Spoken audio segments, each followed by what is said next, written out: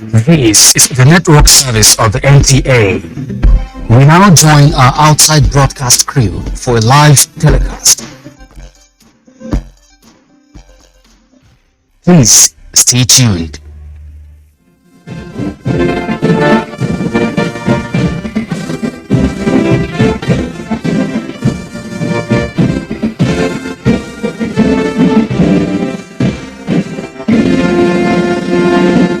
While still standing, we'll take the national prayer, please. This, of course, is the second stanza of the national anthem at the count of three. O God of creation, direct our noble course, guide our leaders right, help our youth the truth to know, in love and honesty to grow, and living just and true, great lofty heights attain, to build a nation where peace and justice reign. May God in His infinite mercies answer all our prayers. Thank you very much. You may be seated, please.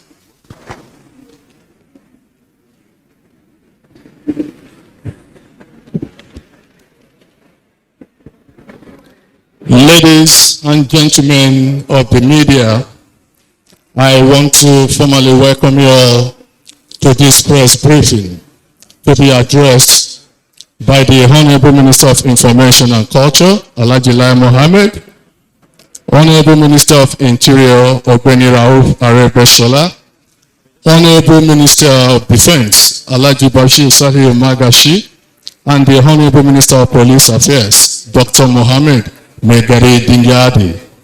Also with us, we have the Chief of Defense Staff, General Loki Irabo. I most sincerely welcome you, sir. Thank you very much.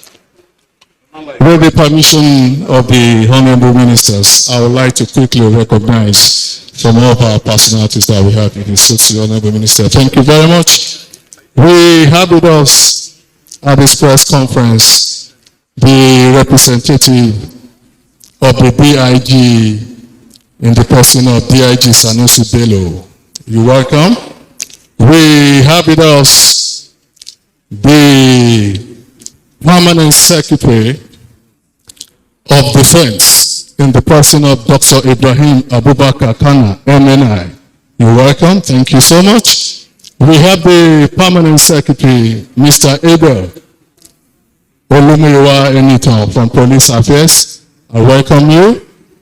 Also with us, we have the Controller General Immigration Service in the person of Mr. Isa Idris Jere. You're welcome. We have the Comptroller General Federal Fire Service, Engineer Abdugani Ojaji, MNSC MI Fire E.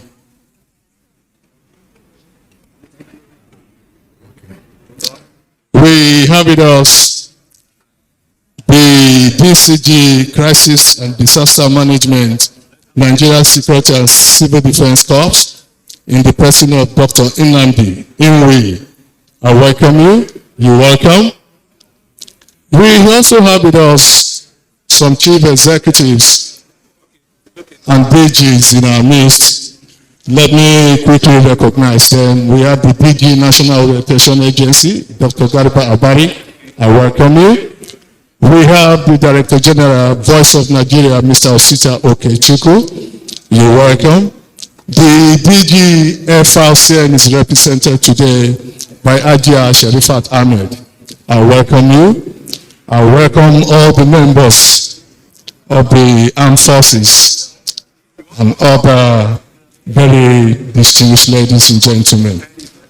Let me especially welcome our editors, bureau chiefs, and very senior media correspondents representing various media organizations in our midst. Very distinguished ladies and gentlemen, press briefing like this becomes very imperative in view of the need to update the media on current developments within the system. Like you already know, they say information is power. Correct information brings clear thinking, and clear thinking helps people to make sound judgment. I want to most sincerely thank you for coming to this press conference. Having said this, very distinguished ladies and gentlemen, before I invite the Honorable Minister of Information to set the tone for this press conference. Let me quickly give this information. I'm really very sure after the presentations of the Honorable Ministers, we will take some questions from the gentlemen of the media. Please, when we get to that segment and you are recognized to speak, please, you tell us your name, the media organization you are representing, and please restrict your questions to the issues to be addressed by the Honorable Ministers. Please, let us be decent enough in the use of language. I want to thank you so much. Having said this, very distinguished ladies and gentlemen, it is my pleasure to invite the Honorable Minister of Information and Culture, Alhaji Lai Mohammed, to please set the tone for this press conference. Honorable Minister, sir.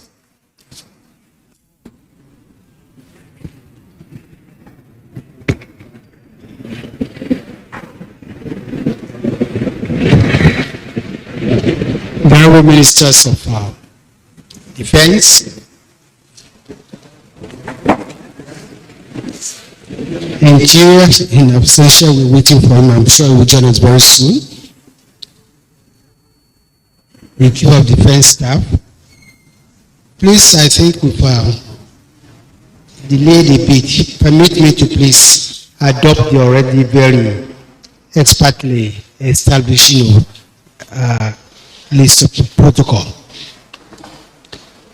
Good morning, gentlemen, and I thank you for honoring our invitation to this joint press conference to be addressed by the Honorable Ministers of Defense, the General Bashir Magashi, Interior, Ogbeni Rahaf Olegbeshola, as well as Police Affairs, Alhaji Muhammad Tingayadi, and to be moderated by me, the Honorable Minister of Information and Culture. This is the first in a series of briefings that we hope to make a regular event in the face of the security challenges facing our great nation. At today's briefing, the Honorable Minister of Defense will speak first, followed by the Honorable Minister of Police Affairs, and then the Honorable Minister of Interior will then take your questions. As you are all aware, the issue of security has dominated our national discourse in recent times against the background of terrorism, banditry, and kidnapping in the Northeast, Northwest, and North Central, separatist violence, and crude oil theft in the Southeast and South-South, as well as cultism, armed robbery, and Sunday crimes in the Southwest. Today, we are here to tell you that while we may not be there yet, our military and other security agencies have succeeded and are succeeding in substantially restoring security across the nation. As far as the daunting security challenges we face are concerned, we can tell you that the worst is over. And never again will terrorists and bandits and their cohorts hold sway in our country. As I said at a summit organized by the Nigerian Institute of Public Relations in Abuja on August 23, 2022, President Muhammadu Buhari's directive to the military to crush those terrorizing our citizens is working. Hence, peace and security are gradually being restored to the country. Let me quote Mr. President himself on his directive to the military. Judging by the available reports to me and news that have begun emerging in the last few days, I will say that I've had this instruction and are responding appropriately. In the past couple of days, you must have heard about the number of terrorists neutralized by the military and number of hostages freed. These efforts will not stop or reduce. We must take the fight to the terrorists and demonstrate that there's no hiding place for them within the borders of our country. Each one of them will be hunted and pursued and spoken to in the language that they understand. End of quote. These are great words of assurance coming directly from the President and Commander-in-Chief himself.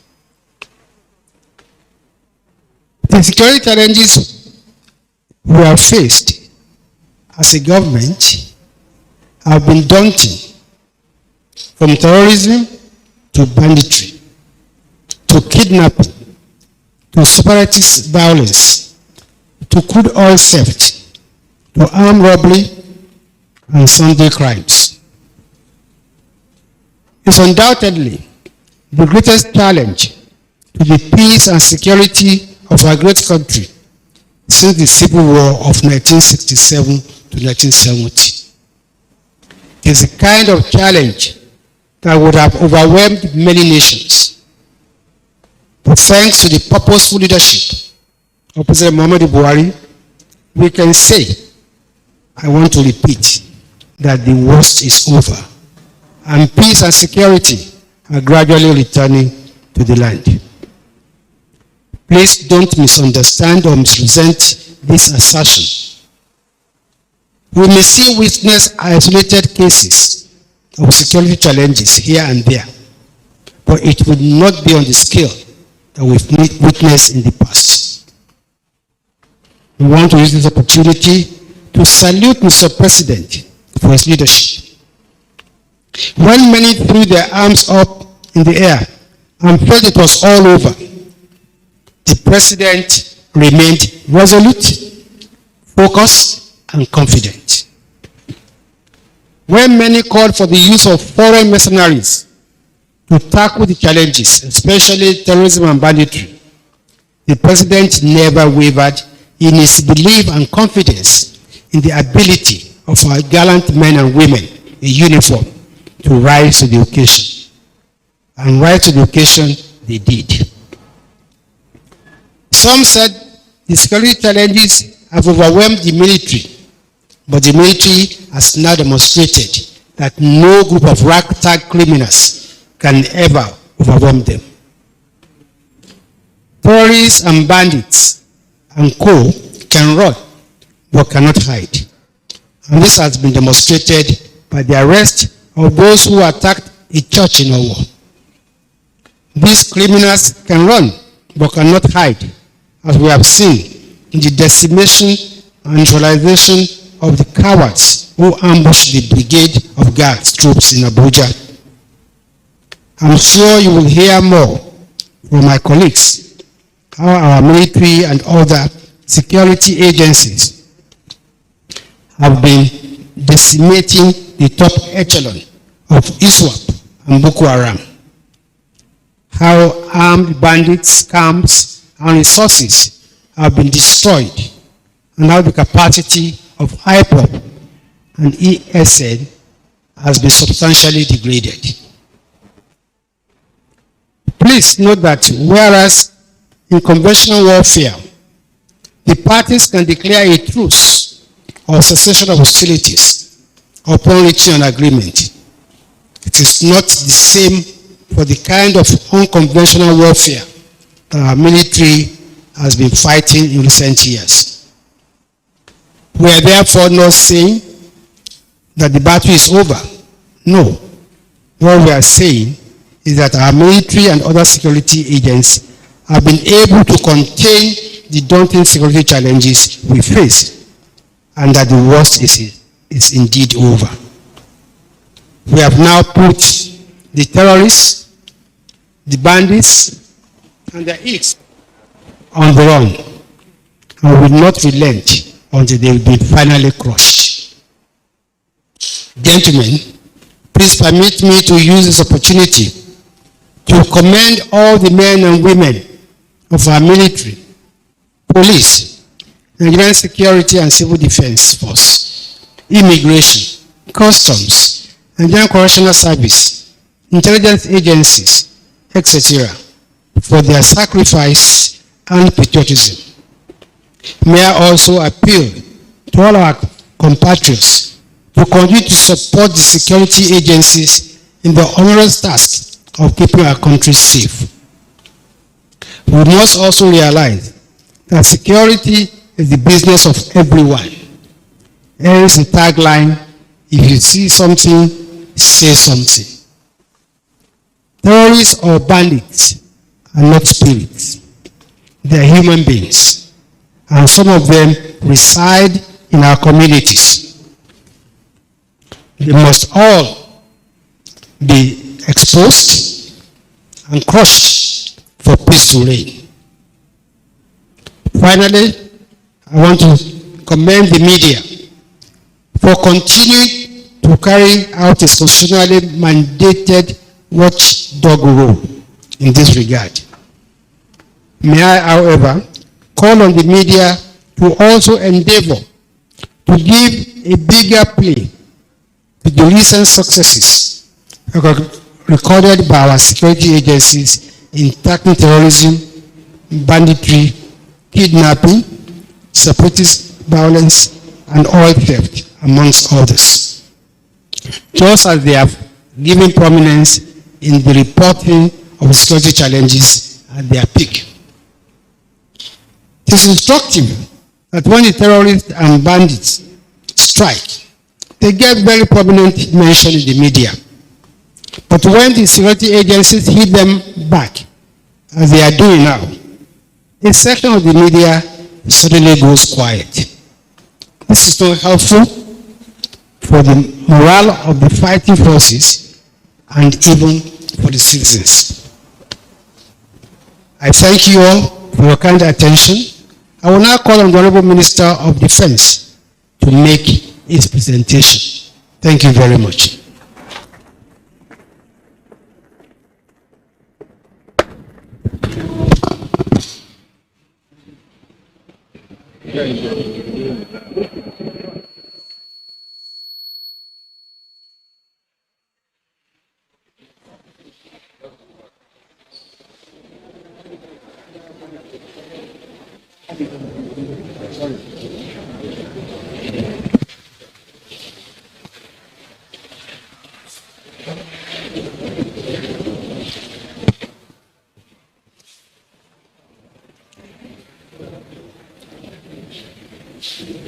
Honorable Ministers, Permanent Secretaries present, this Chief of Defense Staff, other security chiefs present, directors or director generals, members of the press, ladies and gentlemen, I am delighted to be part of this joint World Press Conference on tackling insecurity in Nigeria, which is facilitated by the Honorable Minister of Information and Culture. I will approach this brief with the assumption that the press gathered here today have an understanding of the asymmetric nature of the essential threats which the armed forces of Nigeria is combating. Of course, with Nigerian police and other security agencies as stakeholders.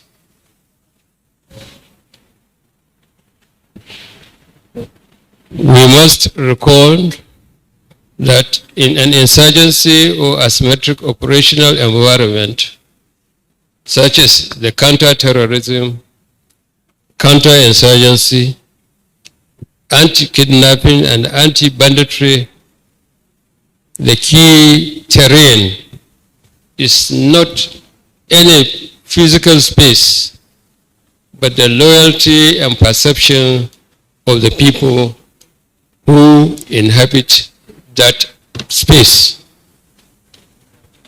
Also of note that counter-terrorism and counter-insurgency is not a fair fight, that the terrorists have no responsibility, unlike the government and its institutions, and as such, they are free to employ any tricks or tactics, no matter how dastardly. So each new asymmetric threat arises in its own context to present fresh set of operational challenges.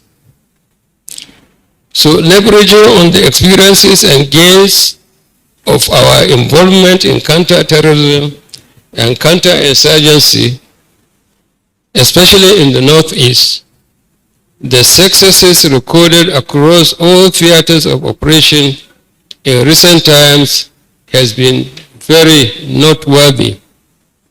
Of course, all this is in furtherance to our constitutional imperatives to enthrone peace, security all over the country. The Armed Forces of Nigeria is currently conducting several operations all over the country, as well as peace operations in some countries, with the recent being the Republic of Guinea-Bissau. This must not, however, be misconstrued to mean that there are crises all over this country. The contemporary threats environment is such that a single terrorist bandit or band of terrorists, even though completely isolated in remote rural places, can conduct a terrorist campaign. Terrorism by itself has far less value than the publicity that it generates. It is on this basis that this brief will cover ongoing military efforts across the 6 geopolitical zones of the country, as well as Nigerian participation in peace operation in the Republic of Guinea-Bissau. Let's begin with Northeast. The counter-terrorism and counter-insurgency operation against Boko Haram and Islamic State of West African provinces in the Northeast, now known as Operation Haɗin Kai, has undergone series of reorganization, restructuring, and resourcing to make it more potent. The strengths of operational successes recorded by the Armed Forces of Nigeria in the Northeast have thus continued from January through August 2022. The exhalations of the troops of Operation Haɗin Kai of recent by well-meaning individuals as well as reputable internal and international bodies attest to the far-reaching military achievements recorded in the Northeast.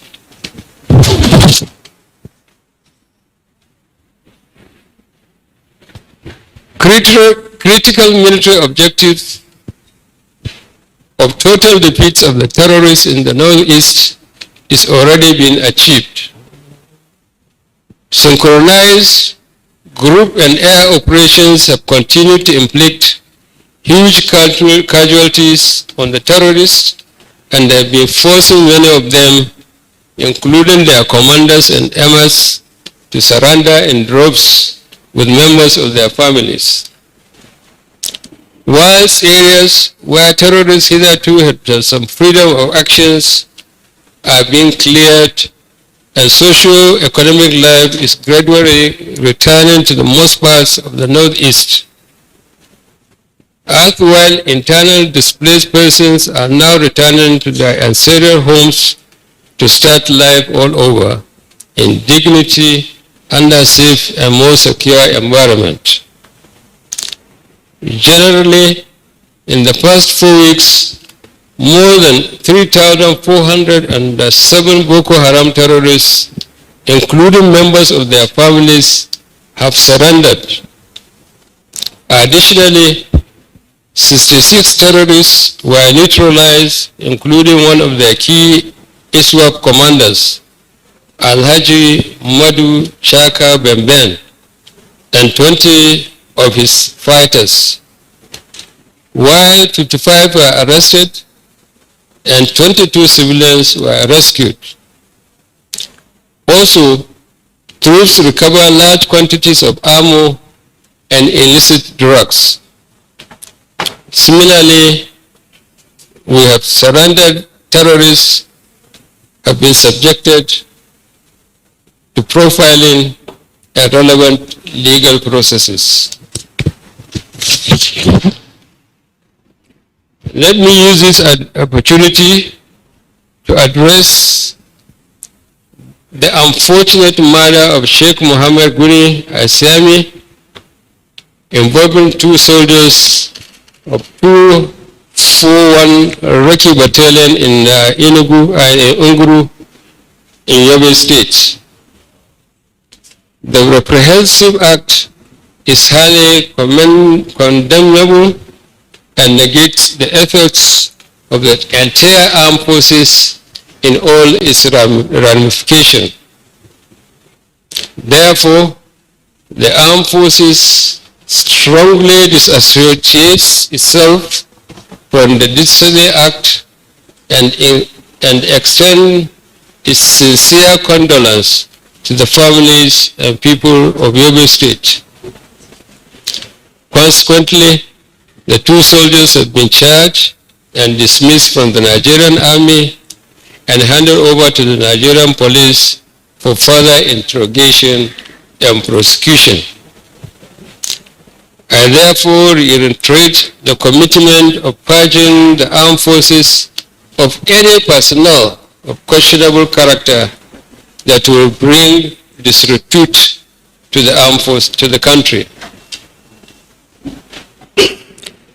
In the Northwest Zone, Armed Forces of Nigeria has launched 2 operations, namely Joint Task Force Operation Hadirin Daji and Operation Wild Punch, to cover the Northwest Zone and parts of North Central Zone, respectively.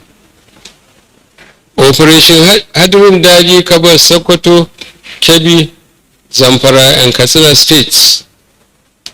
The prevalent threats include kidnapping for ransom in remote villages and along highways, attacks on commuters, violent attacks on villages, livestock rustling, and banditry, among others. Within the last few weeks, however, the sequences of ground and air operations have been very devastating on several bands of the terrorists. During the operations, many terrorists were neutralized, including a high-profile terror leader who was on a wanted list of the military. His name is Alhaji Abdul Karim Lawan, and 27 of his gang, as well as others arrested, while several bandit camps were also cleared. Also, several kidnapped victims were rescued and many rescued animals recovered. Military operations in the areas are now forcing hardened leaders of the terrorist group to surrender and embrace peace in the Northwest Zone. These operations will continue in greater intensity with the aim of restoring peace, security, law and order to all the operational areas. Similarly, Operation Wild Punch covers Kaduna and Niger State. The operation was recently reorganized to also cover the critical Abuja-Kaduna Expressway, which had a defunct standby alone operation codenamed Operation Thunder Strike. It is pertinent to note that a huge volume of more than 30,000 vehicles fly the expressway on weekends and about 50,000 vehicles during weekdays, which highlights the social economic importance of Kaduna-Abuja Highway. Additionally, as part of the Operation Wild Punch, a subsidiary operation codenamed Operation Forest Sanity has also been launched to flush out the terrorists from the forest that straddle Kaduna and Niger states. These efforts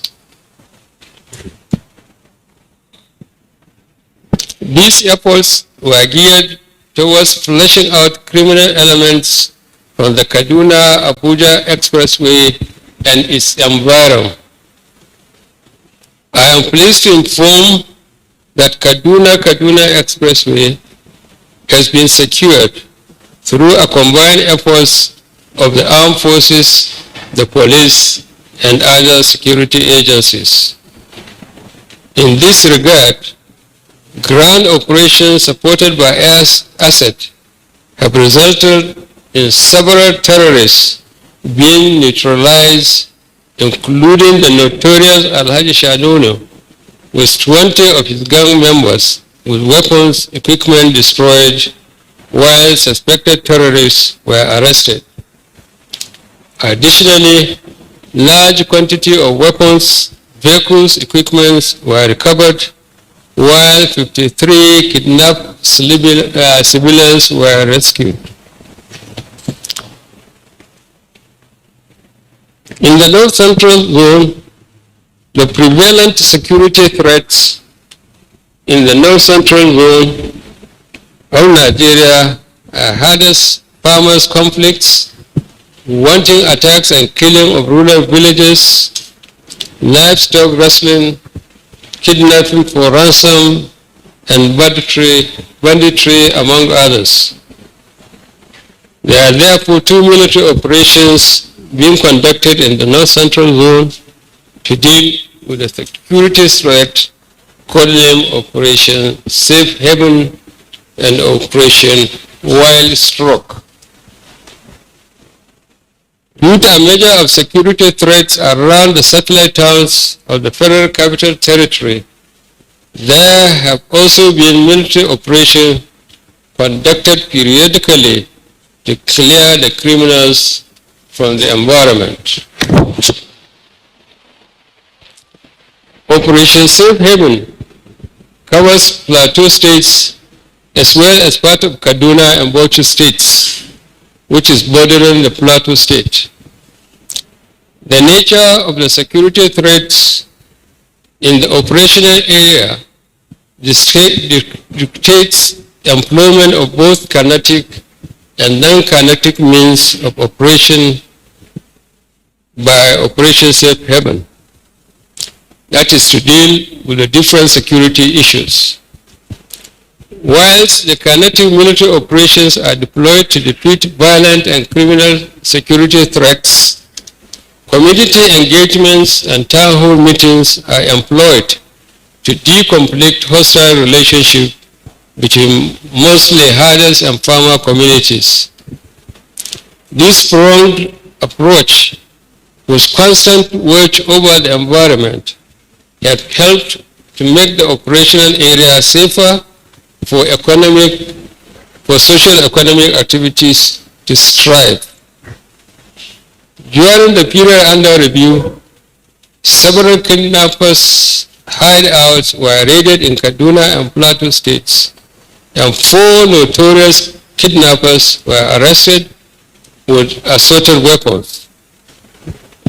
More so, 8 suspected terrorists were arrested in Gwagwalada Area Council of Abuja, as well as weapons and large quantities of items suspected to be cannabis sativa were also recovered. Operation Wild Stroke covers Benue, Nasarawa, and Taraba states. The operation was launched to address security challenges arising from hardest farmers' conflict, which soon assumed other violent and criminal enterprises like kidnapping for ransom, wanton attacks on villages and livestock rustling, among others. Again, the activities of Operation Wild Stroke have continued to make the environment safer for the citizens to pursue their dreams. In the South Zone, crude oil theft, illegal refining of petroleum products, vandalism of pipelines, sea piracy, kidnapping for ransom, militancy, and environmental degradation are amongst the potent threats in the South Zone of Nigeria. Accordingly, Operation Delta Safe is being conducted in the South and parts of the Southeast geographical zone to protect the nation's oil and gas industries, which is the mainstay of Nigeria's economy. Apart from Operation Delta Safe, the Nigerian Navy also conducts operations as part of its mandate to guarantee the security and integrity of Nigeria's maritime environment from the violation of any criminal enterprise. The combined efforts of Operation Delta Safe and the Nigerian Navy has continued to make the country to be more prosperous while facilitating a safer, healthier environment in the South Zone. By far, the most notable operation achieved in the South during the period under review was the prevention of crude oil theft worth more than $500 million over the past 4 months. The encounter of motor tanker Heroic Idum with the Nigerian Navy ship Gongola in Akpo oil field deep offshore Bonny waters is well known to all of you because a press conference was held in this regard. Another operational milestone achievement is that for the first time, no single incident of piracy was recorded in our waters in the 1 full year of operation. Notwithstanding the past 4 weeks, however, several illegal refinery sites, which consists of 493 dugout pits, 512 storage tanks, 413 cooking ovens, and 59 wooden boats were destroyed. Additionally, several weapons, vehicles, vessels, and equipment were recovered, and about 25,800 barrels of crude oil, 3,200 liters of petroleum motor spirit, and 2,000 liters of dual-purpose kerosene were recovered during the operation, while 21 pipeline bundles were arrested.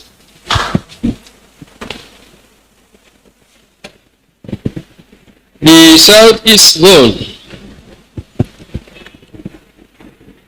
The violent and criminal activities of indigenous people of Biafra and its armed wing, the Eastern Security Network, present the greatest threat in the Southeast Zone.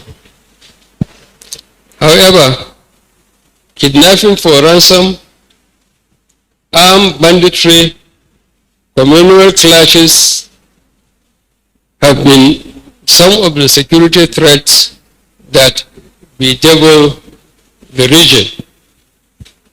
Accordingly, joint military operations are being conducted in the Southeast to overcome the threats and to entrench peace and security. The military effort, in collaboration with other security agencies, are achieving the set objectives, which are the defeat of the threat and restoration of peace and security in the region.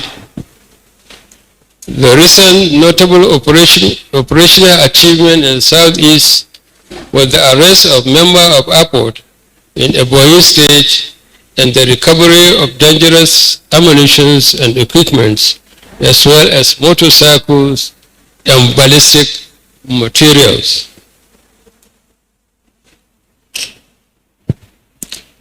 In the Southwest Zone, the Southwest Zone is most peaceful, most peaceful part of the country, although recent terrorist activities have tended to redefine the situation in the region. However, cases of kidnapping for ransom, armed robbery, pipeline vandalism and petroleum product thefts, cultism, and smuggling have occasionally constituted a security threat in that zone. Accordingly, Operation Awase is being conducted mostly in Lagos and Ogun states to deal with the menace of pipeline vandalism and petroleum product thefts, as well as sea robbery. It is to be noted that military formations are located all over the Southwest, just like any other zone. Hence, while not being part of Operation Awase, these formations also collaborate with other security agencies to maintain security within their respective environment. Such collaboration finds expression in the recent arrest of Kuje Custodial Center SKP and other terrorists in Ondo states by the military personnel and the Department of State Service. Also significant during the period under review was the arrest of 6 suspected gunmen, including the mastermind responsible for the unfortunate Owo Church massacre, which occurred on 5th July 2022. The suspects include Idris Abdulmalik Omezi, Momo Atubu Abubakar, Alhaji Yusufu Itoba, and Awal Isiaq Olimisi. The suspect shall be paraded in due course to the general public on completion of the ongoing investigation. Other operational achievements in the Southwest in the period under review include the recovery of 1,542 jerrycans filled with premium motor spirit, 311 bags of 50 kg for rice, and a truck loaded with substance suspected to be cannabis sativa.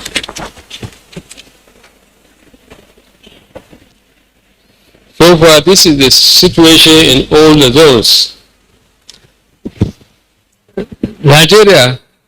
Nigeria's participation in peacekeeping operation in the Republic of Guinea-Bissau.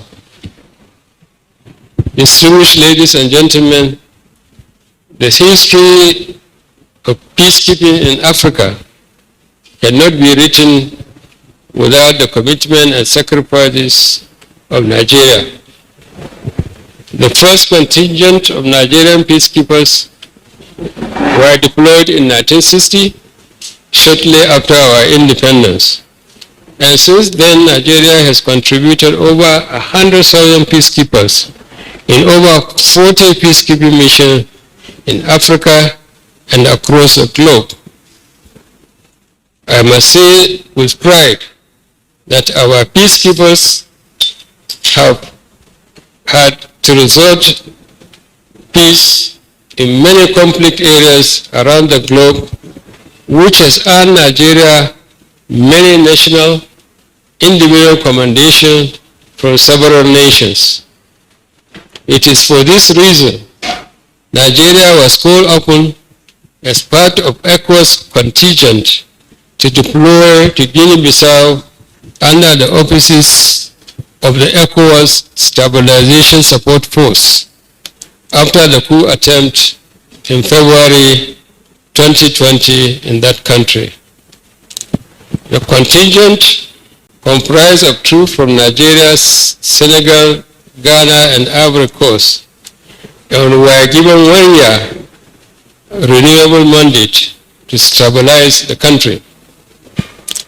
Accordingly, Nigeria has currently deployed over 300 officers and soldiers, as well as the Nigerian ship NNS Kada and her crew members for the mission in Guinea-Bissau. The federal government of Nigeria has remained committed to the peace support operation to maintain peace in the Republic of Guinea-Bissau and will continue to remain the beacon of peace and stability in West Africa region. Gentlemen, in conclusion, as we continue to gain experience in the asymmetric operational environment, we would like to review our process based on components of fighting power, which are conceptual, physical, and moral. Doctrines are being formulated as tactics, techniques, and procedures are constantly reviewed to meet up and overcome the evolving asymmetric threats. With the utmost support of the President, Commander-in-Chief of the Armed Forces of Nigeria, President Muhammadu Buhari, modern platforms and equipments are being procured for the Nigerian Army, the Nigerian Navy, and the Nigerian Air Force, whilst recruitment and quality training and retraining is being carried out. With respect to the moral components, the welfare of fighting troops is being enhanced across the services, while ensuring that enthusiastic commanders with requisite experiences are given the responsibility to command. We will continue to ensure efficient integration of the three independent components for the best operational outcomes, leading to the restoration of peace and security all over the country. Let me at this juncture reassure this extreme gathering and indeed Nigerians that the Ministry of Defense and the Armed Forces, in conjunction with security agencies, remain committed and resolute in our collective efforts to facilitate the federal government drives for guaranteeing the peace, the safety of lives and property across the country. In addition, this present administration is doing everything possible to ensure the safety and security of all citizens. I therefore urge all Nigerians to support the armed forces of Nigeria in its efforts towards ensuring the security to the nation. The Ministry of Defense is fully on top of the situation, and all hands are on deck to ensure these threats are contained. Thank you all for your attention.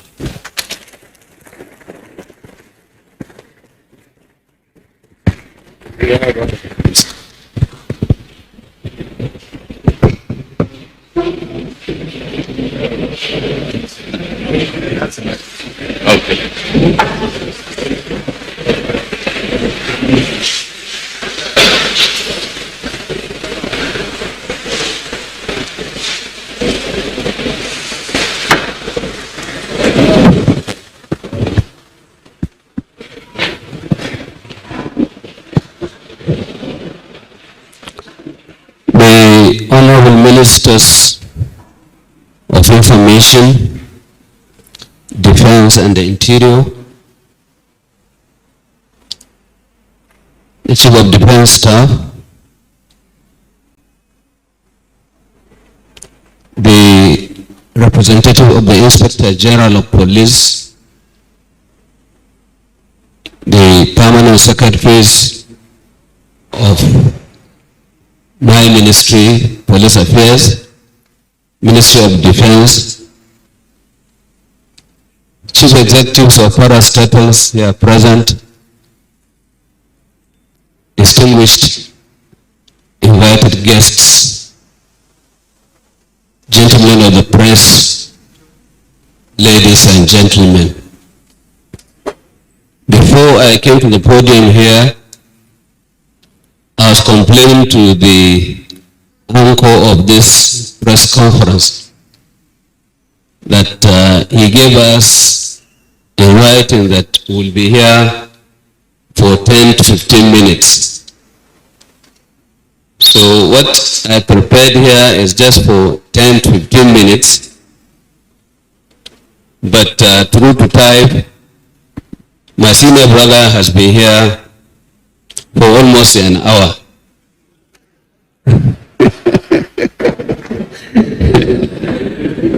Of course, we are all here to support him. He is our chairman, and I'm not complaining. But let it be noted that wherever you hear the army talking, the police are there behind them. The police are there supporting them. So he's speaking on behalf of all of us. By way of introduction, the Nigerian Police Force has been involved in an active coalition of intelligence necessary for effectively subduing elements responsible for security threats within the society. And today, I shall make effort to showcase some of the achievements in the fight against rogue elements of society and their nefarious activities. By and large, the security situation in Nigeria has been reasonably stable in spite of activities of unpatriotic elements engaged in various criminal activities around the country. Daily situation reports coming in from states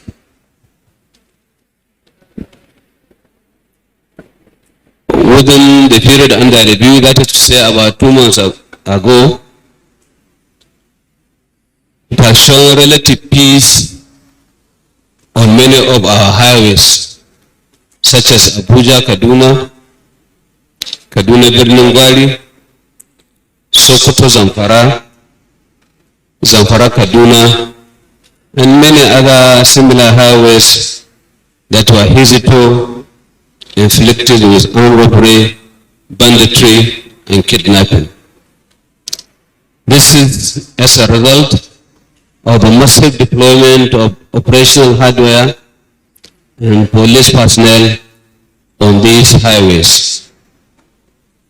It is vital to state that the near total absence of patriotism on the part of most citizens in their failure to report promptly cases of threat to security, as well as the occasional lapse in criminal justice system to effectively sanction offenders contribute to the basic security challenges in Nigeria. Crimes have assumed a fluid nature such that it is becoming increasingly difficult to geolocate crimes.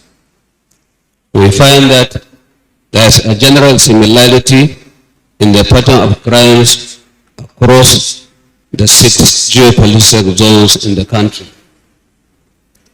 Armed robbery, kidnapping, unlawful possession of firearms, acts of terrorism happen in all the states of the Federation. However, for want of time, a highlight on our operational achievements using selected states in each geopolitical zone is highlighted on the screen for reference purposes. I don't know whether it is on the screen. I think it is not yet there. Well, we have tried to select a state per zone because I'm using with the 10 minutes given to me by the chairman of this gathering. We took Borno in Northeast, and you can see from what is there, about 118 suspects of arrested for terrorism, uncovered homicide, kidnapping, vandalization, and other crimes were arrested.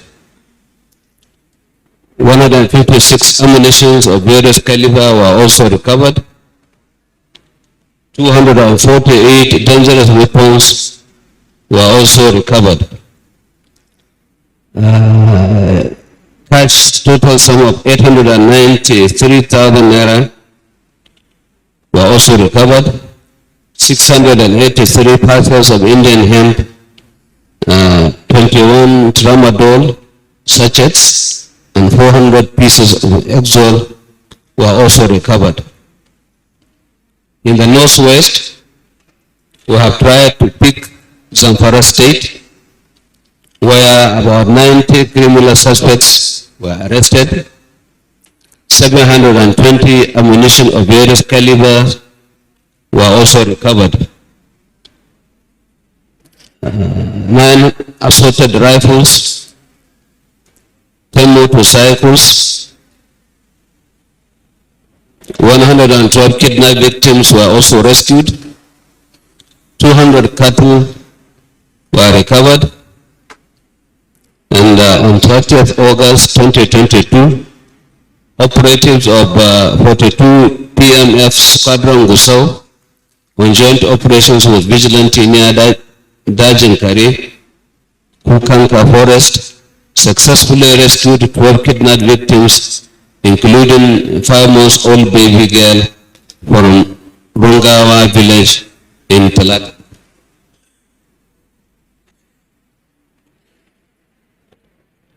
Still on the screen, we took Niger from North Central State, where 40 suspects were arrested, They were arrested for kidnapping, banditry, and other criminalities. 500 cattle were also recovered. 71 handsets were recovered. On July 9th, 2022, police operatives from patrol around Bakaso area of Suleja arrested a Kuje Custodial Center SKP, one Kazim Mursala, age 54. The suspect confessed that he escaped from the Kuje Center during the jailbreak. In the southwest, we randomly picked Ondo State, where 7 kidnapped suspects were also arrested. 6 murder suspects were arrested. 21 armed robbery suspects were also arrested. 3 child stealing suspects were arrested. That is for Ondo State. From the south, we just picked Delta State. You can see the records of achievements so far recorded in Delta. 181 criminal suspects were arrested. 56 firearms, various caliber were also recovered. 2,041 ammunition of various calibers were also arrested. 12 kidnapped victims were rescued. 14 improvised explosive devices were also denoted. 14 motor vehicles were also recovered. From the southeast, we were also able to arrest 114 criminal suspects. 24 kidnapped victims were also rescued and hurt. 69 firearms of different caliber were also recovered. 317 ammunition of different calibers were also recovered.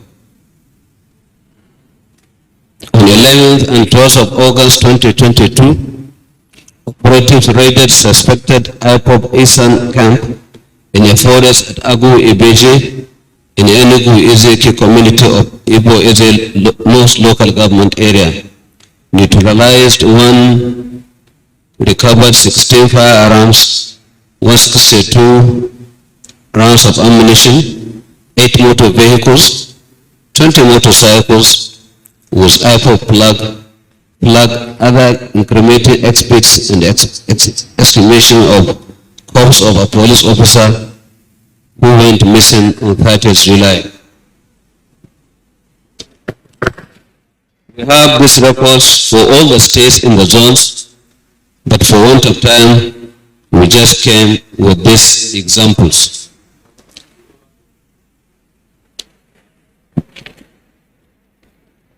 Our response to crimes. In other words, what steps have we taken to achieve these successes? And by the way, these records are there, even though they are not just for sharing, but we just thought we should come along with some of them in case there may be need for us to distribute them. But we have tried to cover all the states of the Federation, highlighting the record that we have so far achieved.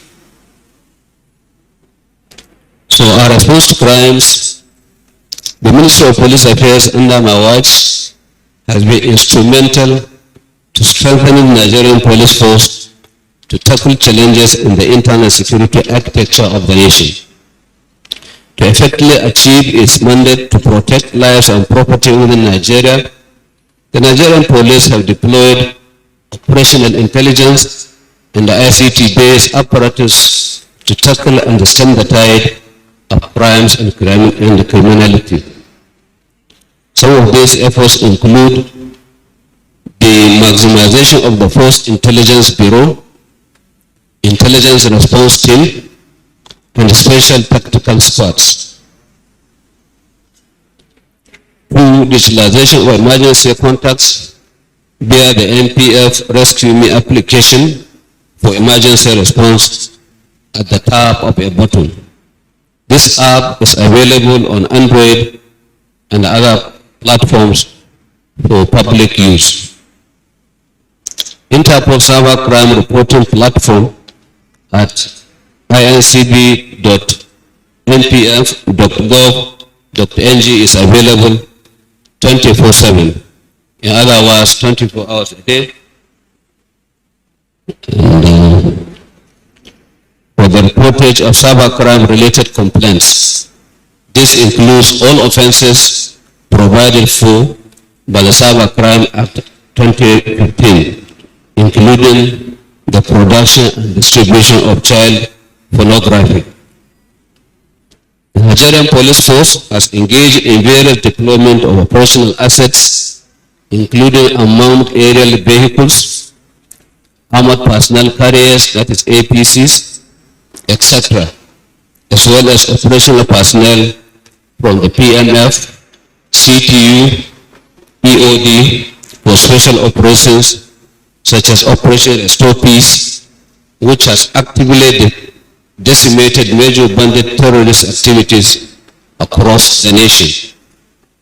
Similarly, regular aerial surveillance, patrols, particularly in areas affected by activities of violent criminals, is being massively carried out. Manpower development. The NPF has embarked on a deliberate policy to ensure maximum development of its manpower.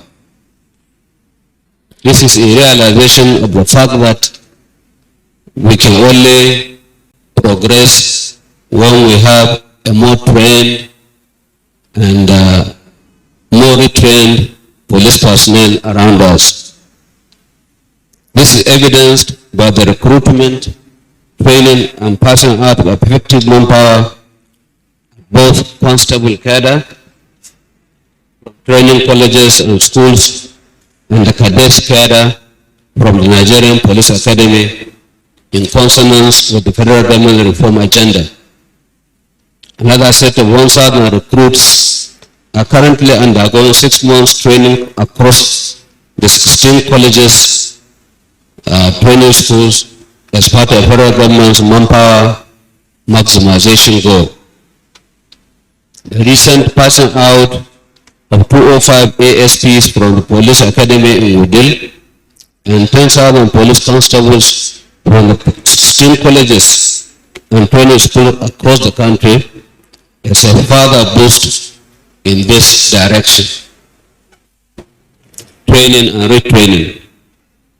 Understanding the importance of training and retraining to officers and men, the force have engaged in effective partnerships with relevant stakeholders and the Nigerian Police Trust Fund to ensure operational, investigative, and other strategically tailored training programs are being carried out continuously. This is geared at improving the quality of officers and men responsible for enforcement of law and order, as well as the maintenance of public peace in our communities. Discipline. Recently, attention has been placed on the need for professionalism and adherence to the extant laws by police officers in the discharge of our lawful duties. This has prompted the need to look into the various complaints against the police action via social media and the meting out of sanctions on violators of laws regulating conduct of police officers. The force in recent times has focused much attention to strengthening police citizens' complaints mechanisms to uphold discipline and prevent the resort to self-help by aggrieved citizens using the twin policy of reward and punishment. Furthermore, the Police Public Complaints Committee, PPCC, at the ministerial level is also operational to give citizens additional layers to redress against infraction by unconforming police personnel. The PPCC in the late 2021 embarked on sensitization campaign targeted at 6 geopolitical zones of the country. I am glad to report that we have covered the southwest, south-south, north-central, northwest, while the one for northeast is slated to hold in Bauchi State this week, Thursday, 9 September 2022. Specialized units of the force, such as the Force Provost Marshal, IGP Monitoring and Mentoring Unit, Complaints Response Unit, and the Public Complaints Bureau, receive complaints physically and virtually, investigate and sanction officers whose unprofessional conducts negate policing values and negatively impact the drive to smoothen partnership with the citizens. In the past 3 months, a total of 431 complaints against police actions have been received. 304 of these complaints have been resolved, with 81 punishments awarded to erring police officers and men. 7 of these police officers have been dismissed for severe infractions. Meanwhile, 41 officers are undergoing internal disciplinary process to determine their innocence or otherwise. Construction, renovation, and welfare of our police officers. Massive construction of vital structures for the NPF, as well as renovation, remodeling of existing ones, has been a major thrust of the current police leadership. This is due to the fact that if you go around across the country, you will discover that police structures in all over the Federation are in serious state of decay, serious state of dilapidation. And that is what informed the police leadership to give special attention to the renovation of our structures. A total of about 198 projects have been completed, while several others are at various stages of completion nationwide. Similarly, existing structures, that is to say barracks, training colleges, schools, etc., have been remodeled in line with contemporary standards. In regards to officers and men welfare, there has been a successful commencement of the federal government approved new salary structure for the Nigerian Police Force in line with my recommendation to the Federal Executive Council, which was unanimously approved. Tax exemption for junior ranking officers and shift tariffs for all officers and men have been implemented. This is all with the intention of motivating our staff to work harder towards maintenance of peace and security in our dear country. Let me use this opportunity to thank Mr. President, the National Assembly, and the Ministry of Finance, Budget and National Planning for the support and cooperation which they have extended to us in this direction. I also want to use this opportunity to request our police personnel to reciprocate its gesture by dedicating themselves to the service of our dear country so as to maintain peace and security for the good of our country. Acquisition, upgrade of security enablers. There has been a massive acquisition of operational vehicles, gunboats, body armor, uniforms, accoutrements, medical supplies by the Nigerian Police Force. Recently, the Federal Ministry of Police Affairs have also supplied some operational assets, vehicles, bulletproof vests, helmets, medical equipment to the Nigerian Police as part of efforts aimed at standardization of its operations across the country. This is a realization of the fact that It's only when you as a police officer are secured that you can make effort to secure others that need your support. Election security management. The police have been vibrant in its dedication to ensuring the conduct of free, fair and credible elections, and that election security is in tandem with the international best practices. This has been evidenced by its effective security management at the staggered gubernatorial elections in Anambra, Ekiti, and Osun states.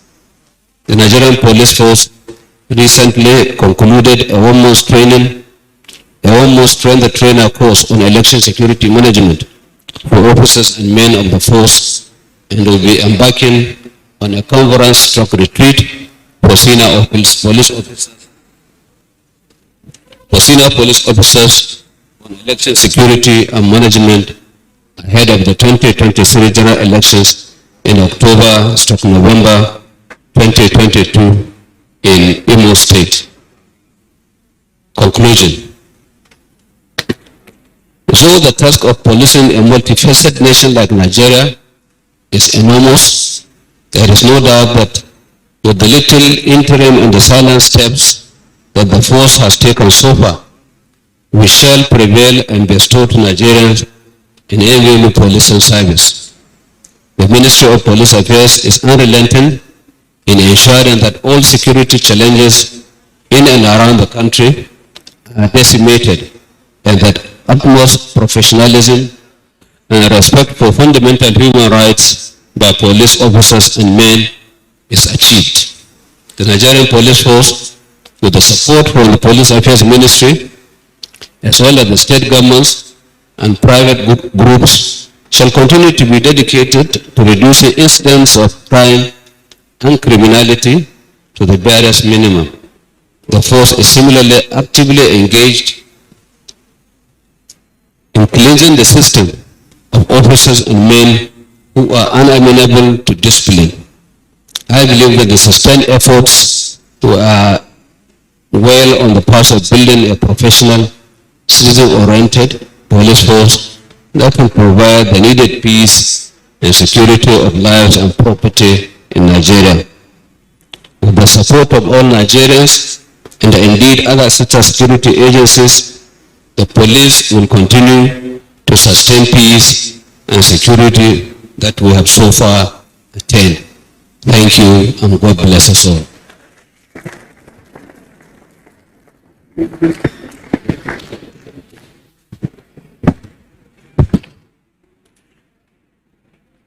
Thank you very much. When the police tells you 10 minutes, you know what it means now.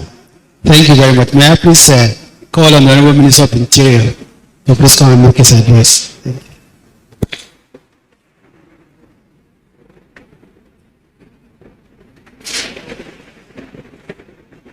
Thank you.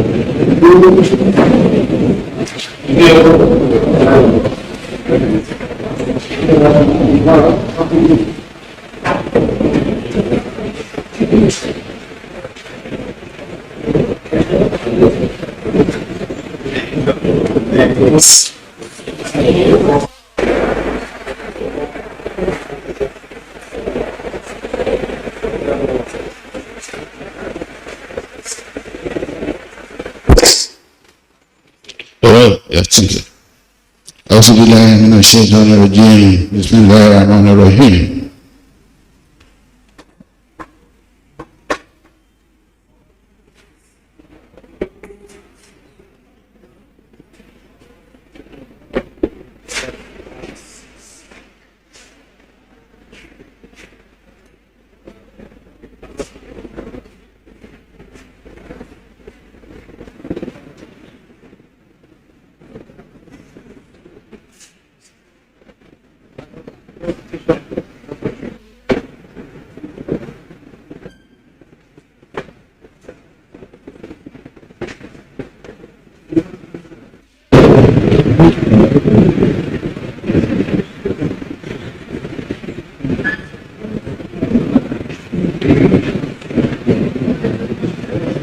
Technology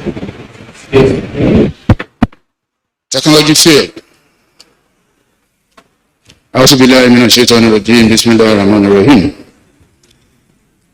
My brothers, Minister of Information, Minister of Defense, Minister of Police Affairs, I recognize and salute you.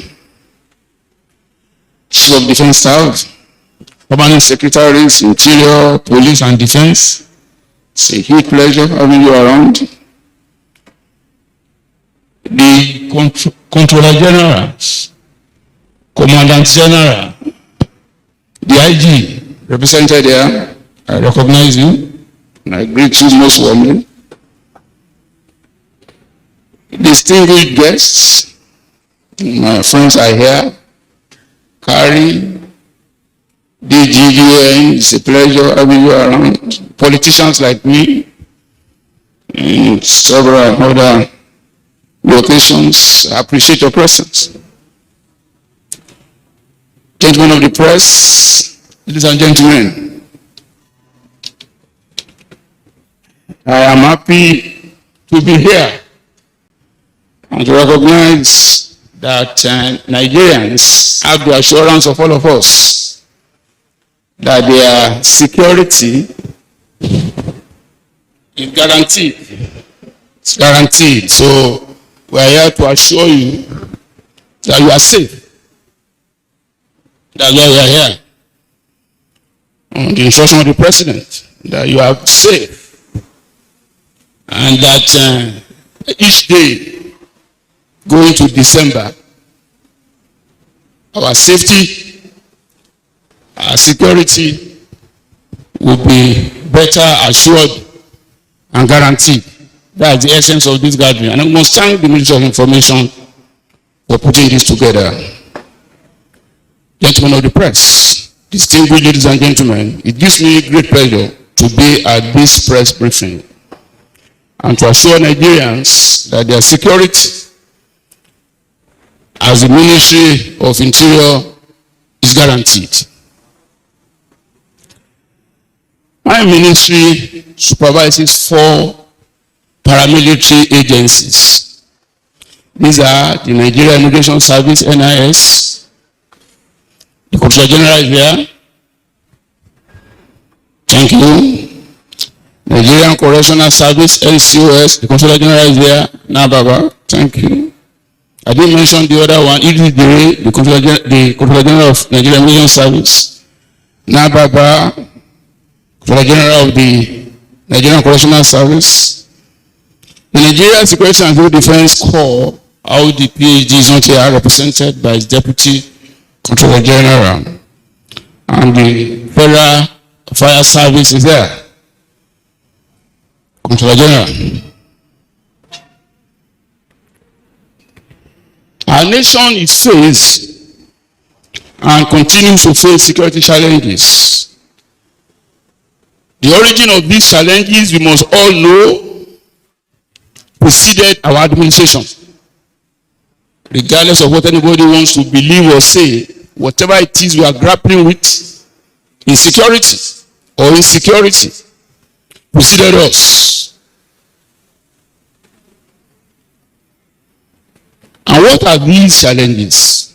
These are insurgents in the northeast, bandits in parts of the northwest and north central, militants in the south-south, separatists in the southeast, ritual killers in the southwest. All over the country, we have constant attacks on pipelines, electricity cables, and other critical national infrastructure, crude and refined oil theft, kidnapping for ransom, and farmers' others clashes. The security agencies rose to this challenge and largely degraded the groups and persons constituting the threats. What we face mostly now are flashes of cowardly attacks from the rump of groups that have been routed in one location or the other, moving to another to give the false impression that they are still strong. And I want us to mind this, and that is, actually the essence of the scattered nature of their strikes. Our ultimate goal is to eliminate them altogether and restore total and lasting peace over every inch of the Nigerian soil. And that, and take this home, we are going to do, inshallah, by December of this year. Sounding tall, but take it home. We are determined to ensure that every inch of the Nigerian soil is safe. That determination is there. The order has been given.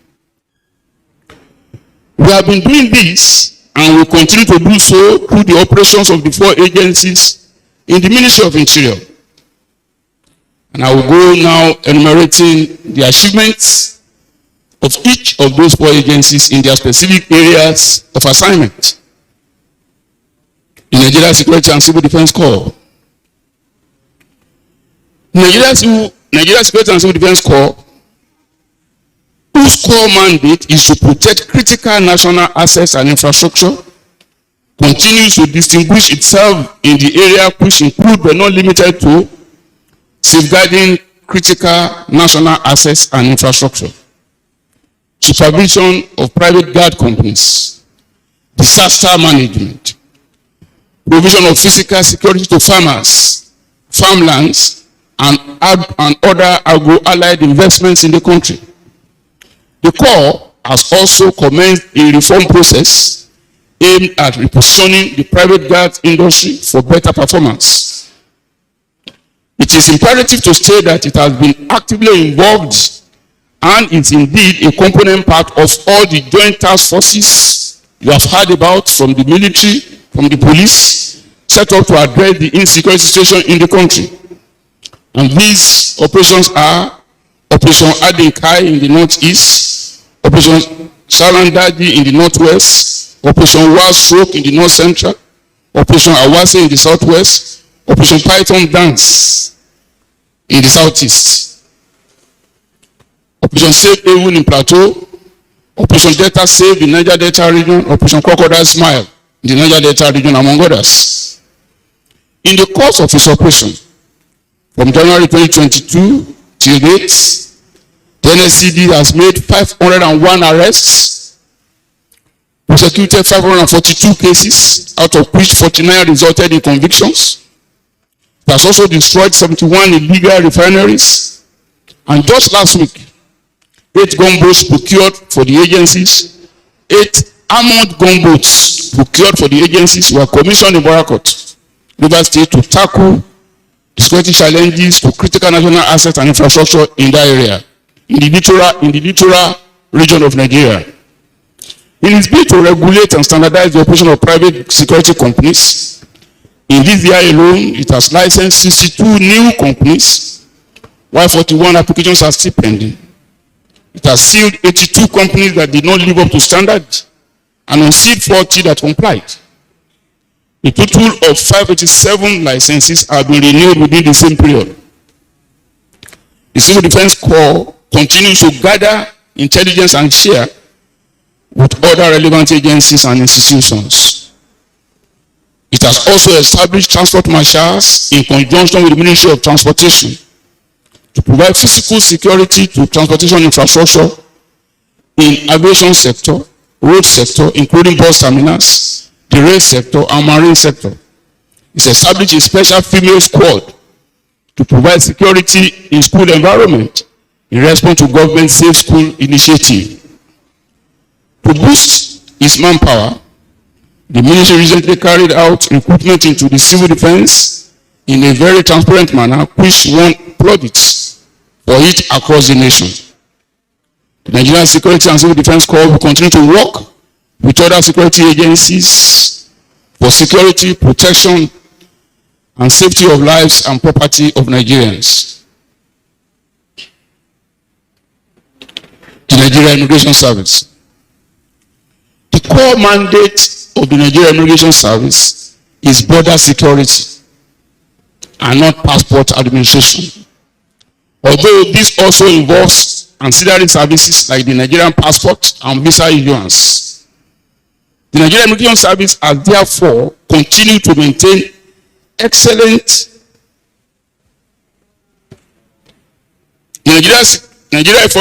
Nigerian Immigration Service has therefore continued to maintain excellent security cover across the nation's border lines of over 5,037 kilometers, including the blue littoral border lines.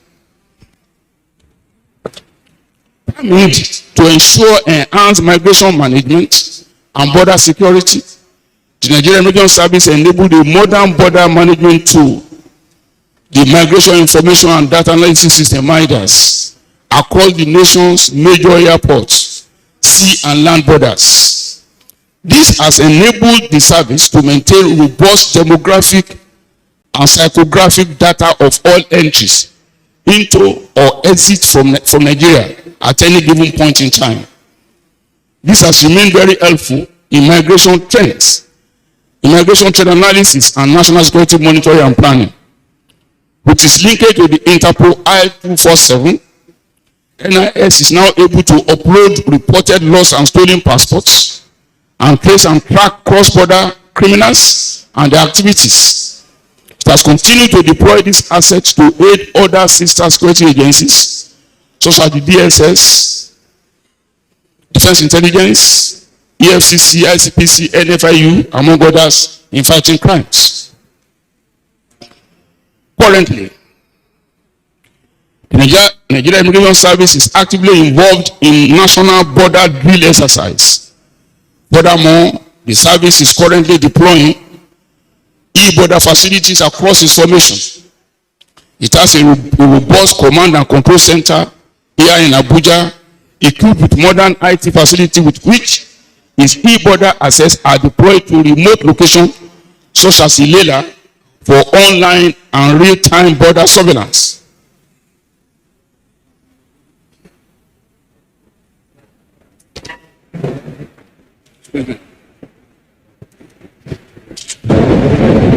Last year, 2021, total passenger movement across our borders was 1,579,667.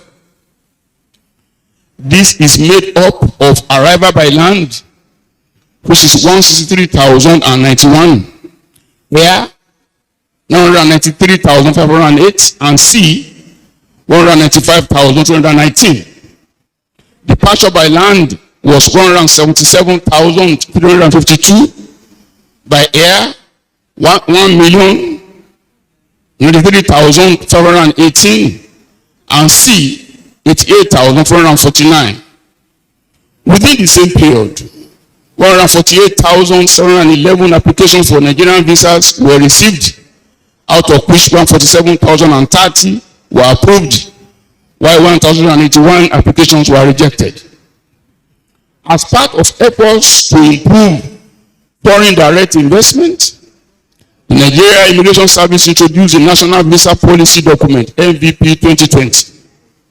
The policy has, among other interesting features, enabled it to develop biometric visa with some peculiar elements for enhanced data collection from holders.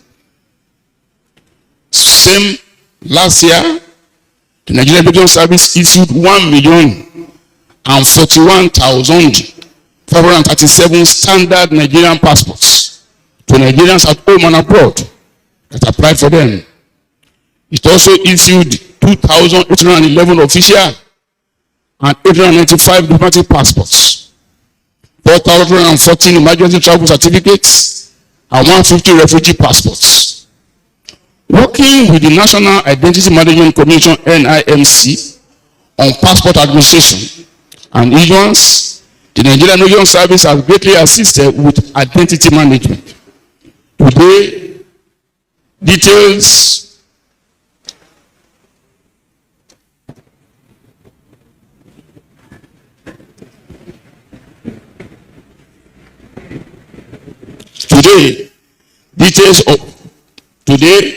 the details of holders of the enhanced passports have been harmonized with their details in the NIMC database in line with the government's single data policy. That is, if you hold our enhanced passports, you are no longer lost to the Nigerian system. Everything about you is in harmony with what is in the NIMC database. So wherever you are, wherever you go, you are located and you are identified. This development has been so helpful in the fight against identity theft and clumsy documentation.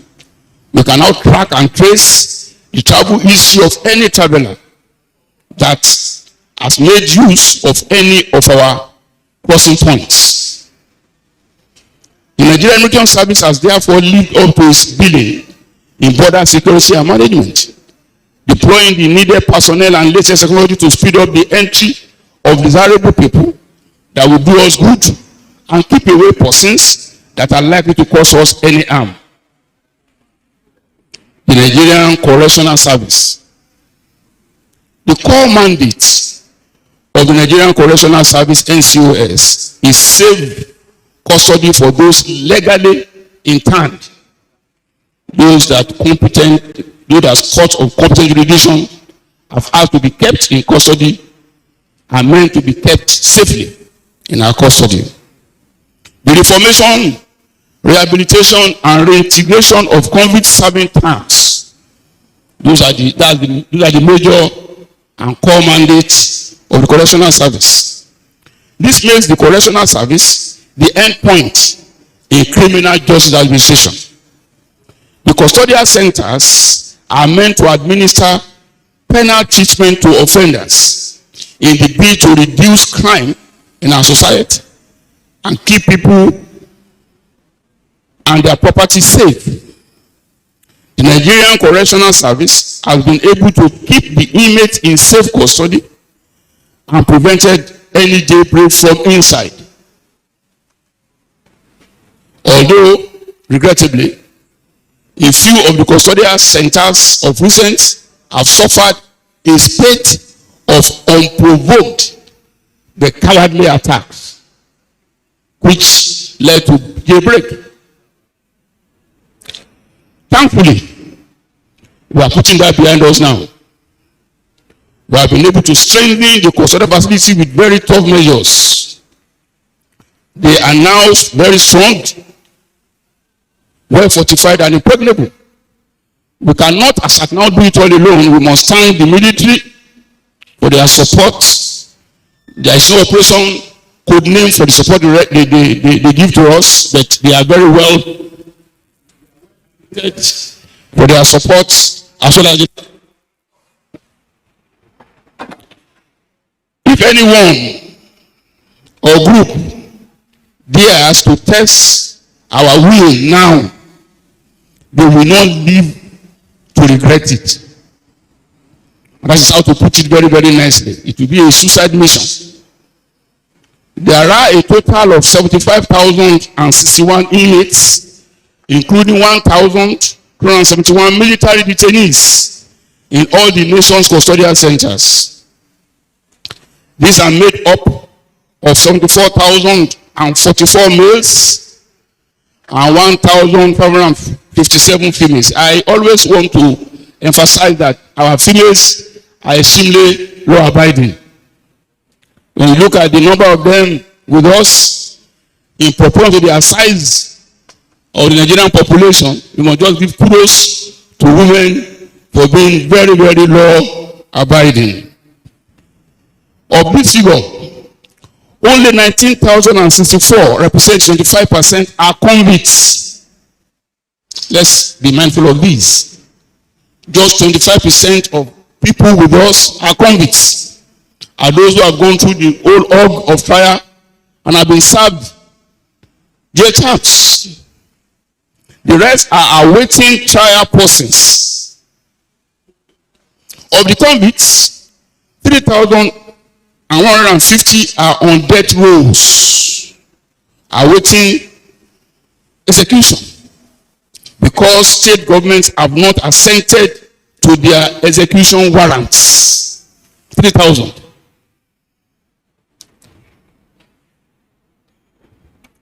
From the above figures, one of the biggest challenges we have in the custodial facilities, therefore, is the awaiting trial persons, constituting a whopping 75% of the inmate population and proportionately usurping resources and space. Some have been with us for 15 years. Some 10, very many for 10 years. And a huge number for 5 years. There are already lots in those facilities. Once again, I would like to appeal to state governments to speed up the justice delivery system so that justice will be quickly delivered.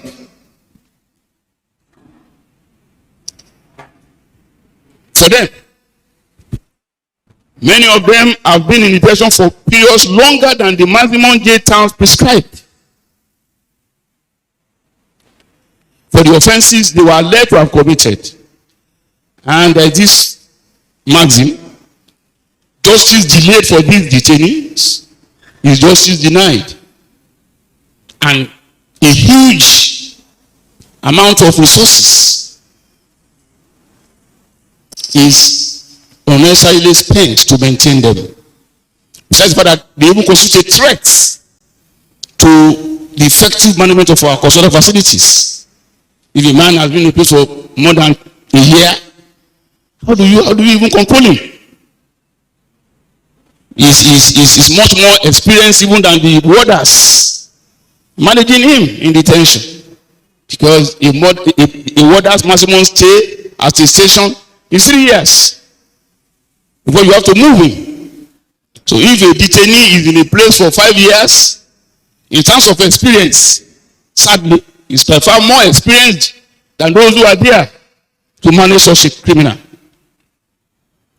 Prosecution and defense counsel also deliberately ask for long adjournments as delay tactics meant to wear each other's out and obtain advantage for their sides. This should be discouraged, and I'm appealing to NBA to help us stop this practice. There should be a judicial reform that will bring all criminal cases to an end and conclusion within a specific period of time once trial starts, as obtains in other countries. And I'm recommending, though I'm a layman in this, I believe that cases should be concluded within 18 months maximally.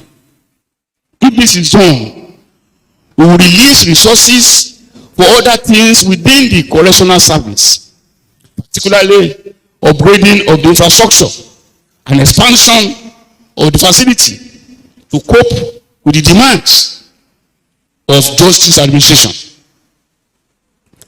This will clearly eliminate the unsavory state of long and seemingly indeterminate detention period for awaiting trial process. One thing we must say here that most people do not quite appreciate is that an awaiting trial inmate is not required to do anything in our facility. It's just meant to be there for custody, eat, and be regulated in his movement. You cannot force him to walk. You cannot force him to learn. You cannot force him to do anything because he's just there for detention.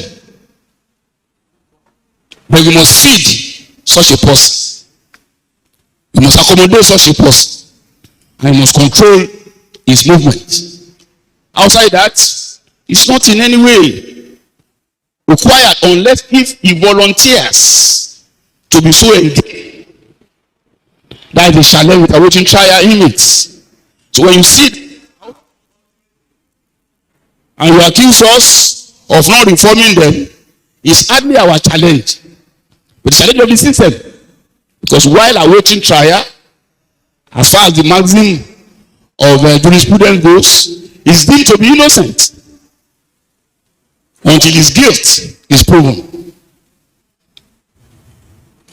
At the outbreak of COVID-19, the government initiated a program of amnesty and pardon, leading to the release of some inmates whose crimes were not serious and on compassionate ground.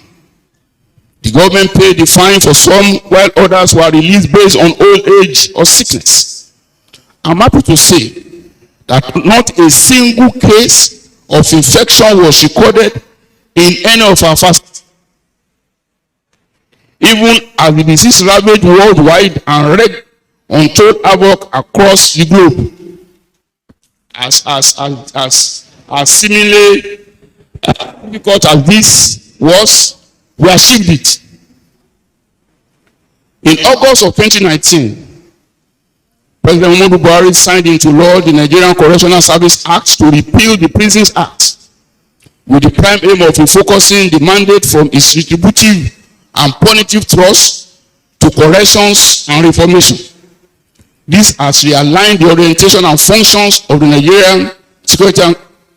Nigerian Correctional Service to include A, taking custody of all persons legally interned, providing safe, secure, and humane custody of inmates, conveying remand persons to and from courts in motorized formations, identifying the existence and causes of antisocial behaviors of inmates, conducting risk and needs assessment aimed at developing appropriate correctional treatment method for reformation, rehabilitation, and reintegration, implementing reformation and rehabilitation programs to enhance the reintegration of inmates back into society, initiating behavior modification in inmates through the provision of medical and psychological, spiritual, and counseling services to all offenders, including violent extremists,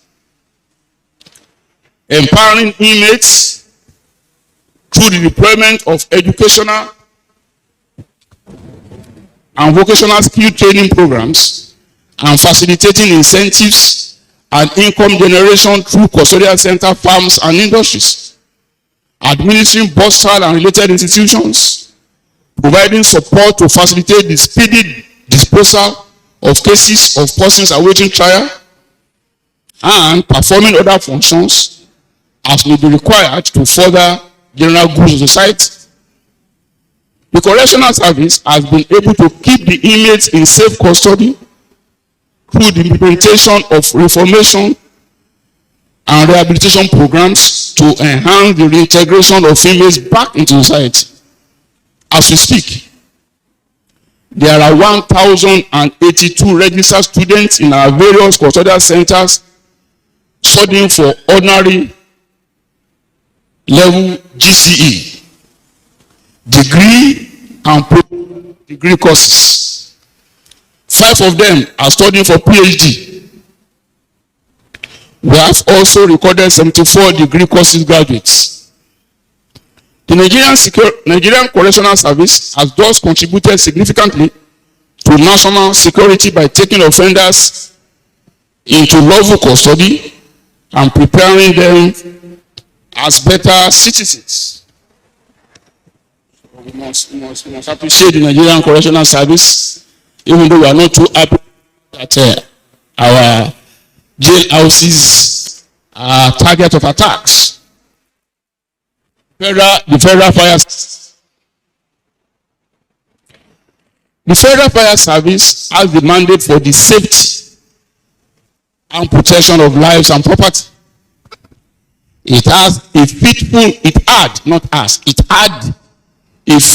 presence in Lagos, and the services were extended when the federal capital was moved.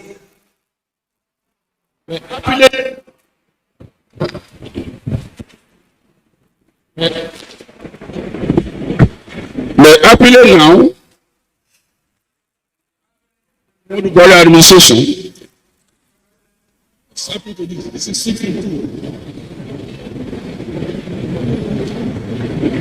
this is fitful.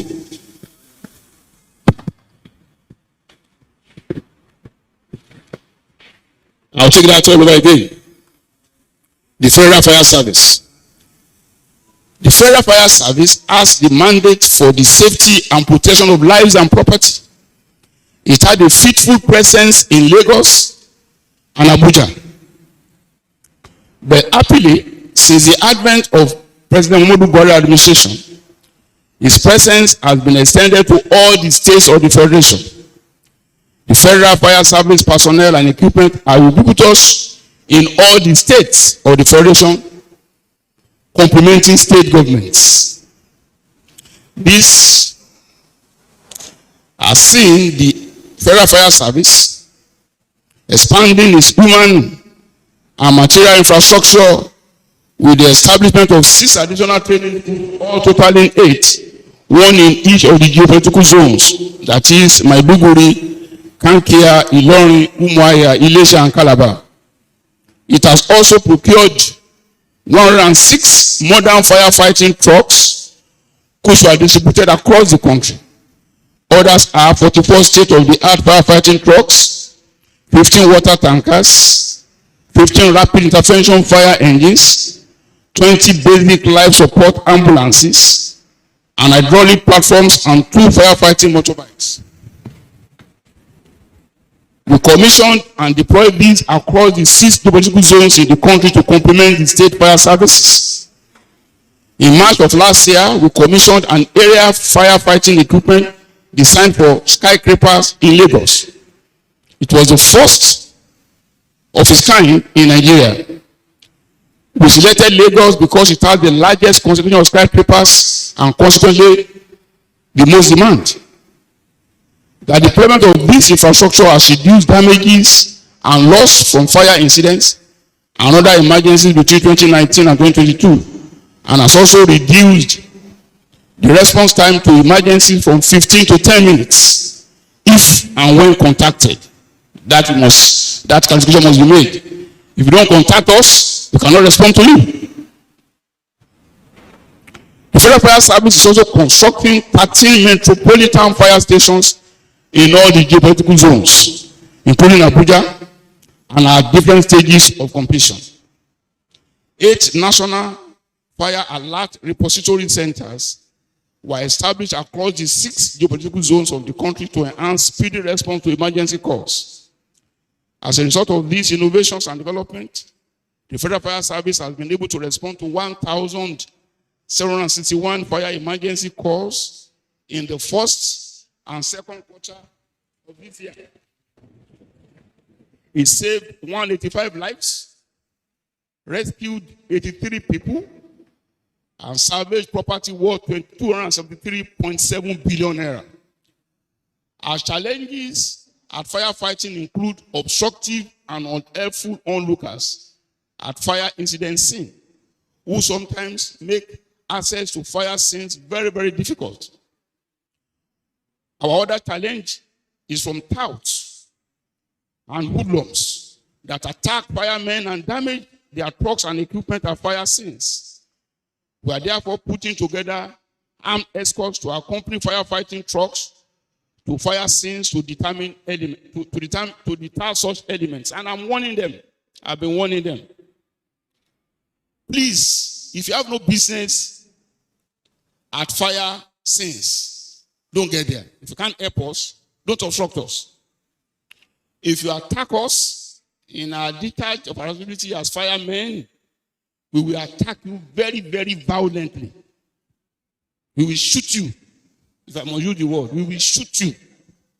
Rather than you attacking, wounding our officers, we too will take the fight to you and attack you henceforth. So I'm warning hoodlums. So stay away from fire scenes. If you cannot help us to reduce the challenges of victims of fire incidents, please keep away. If you attack us now at any of the fire scenes, our armed escorts will attack you. We will attack you in a way that you might not be able to live to tell the story.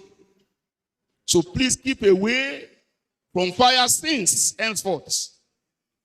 Without a doubt, President Muhammadu Buhari has done more for the Federal Fire Service than any other administration in the history of Nigeria. And what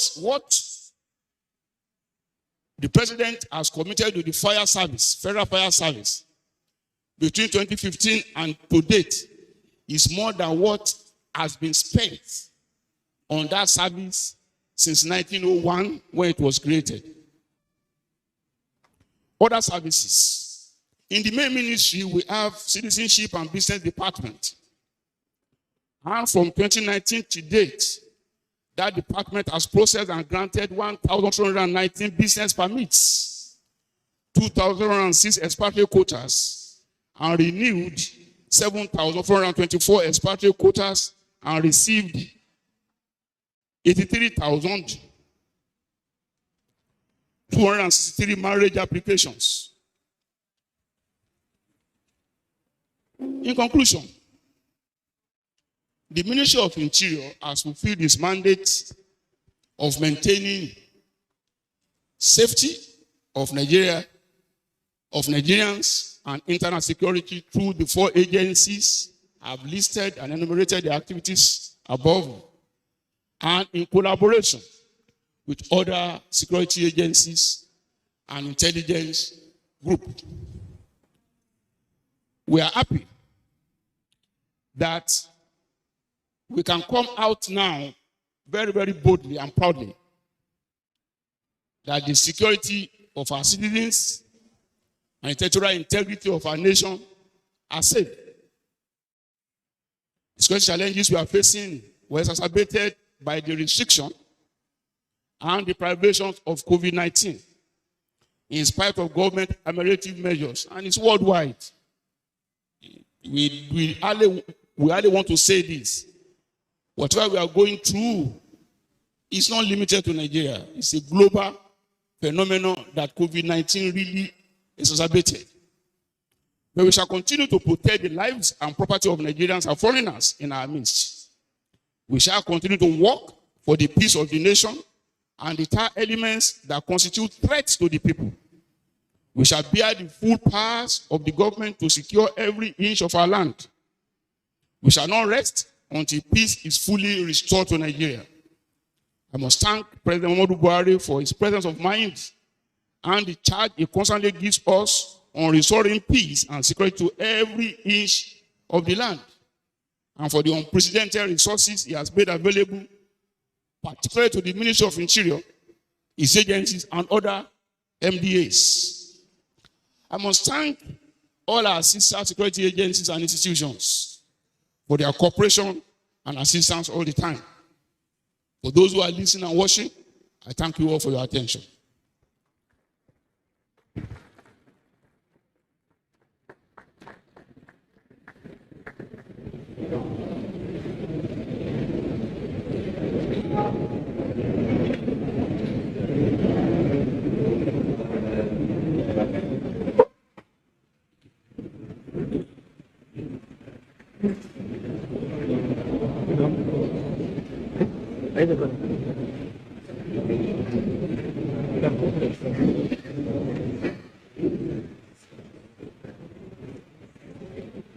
Thank you very much. We have definitely overshot our time, and I'm sorry that I apologize for this. So we will not be able to take more than 4 questions, please. Thank you very much. Please indicate your name, the medium you represent, and please your questions strictly to the subject matter. Thank you very much. Please, we are now in the question and answer section. We'll take 3 questions at a stretch, which of course will now take answers to be coordinated by the Chief Moderator, the Honorable Minister of Information and Culture. Please just raise your hands. We'll take 1 from here, 1 from the center, 1 at the extreme end. Okay? 1, the lady, 2. Okay? 3. Okay, thank you.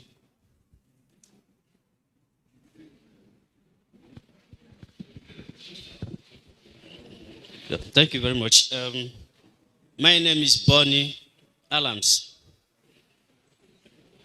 I write from a science-based magazine called African Science and Tech Digest. My question borders on the power of technology, and it goes to the Minister of Defense. to what extent have we been able to deploy technology in combating insecurity? By this I mean using satellites. As we are living in a digital age, that most advanced nations don't combat insecurity the way it used to be in the past, in 19th centuries. So, to what extent have the ministry deployed the power of technology in combating the problem we're having today? Secondly, also want to find out, probably from the Minister of Police Affairs, whether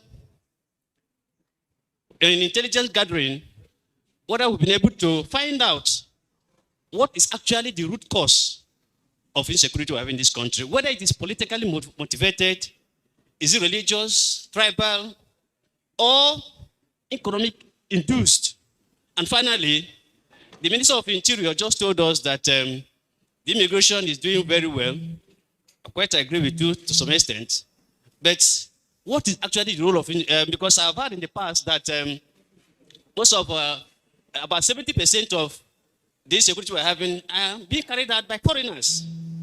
And I mean, what actually the security, the immigration, have been to find out, and what are they doing about that? Thank you. I'm afraid this will be the last time anybody will ask 3 questions instead of 1.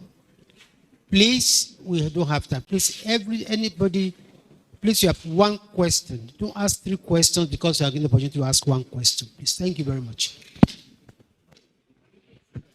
Good afternoon, everyone. My name is Amaka Ude Walker, Senior Correspondent, Arise TV, and my question is actually for the Minister of Police Affairs, who is on the phone. So I guess I would let him be done with that. Okay, sir, thank you. All right, so 1 quick question.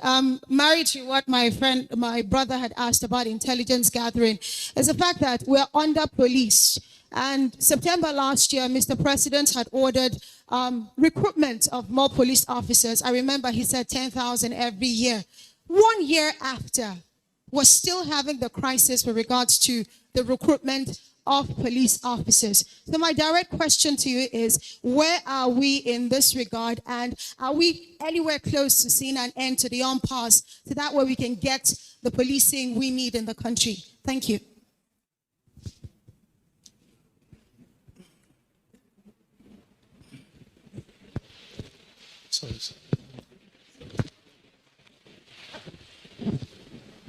Abdurrahman Abdurrahman is my name, Blueprint Newspapers.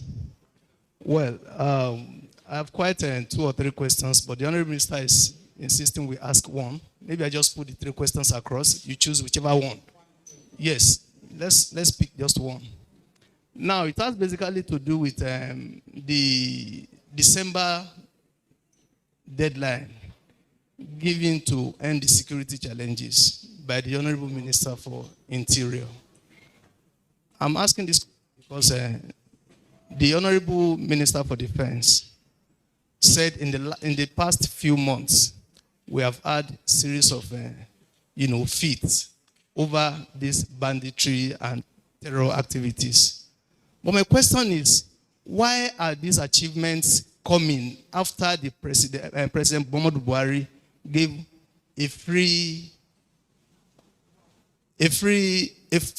gave freedom to our security personnel and then to the firefighters?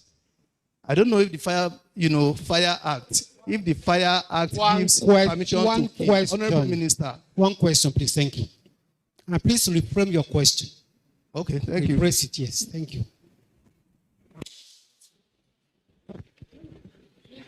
So rephrase that question you want, please. The other one? Yes. I've asked the first question of President Buhari. These feats are coming after President Buhari gave full freedom to security agents. Why is it so? Why was it not, like that before now? Honorable Minister, maybe we should just take all the questions.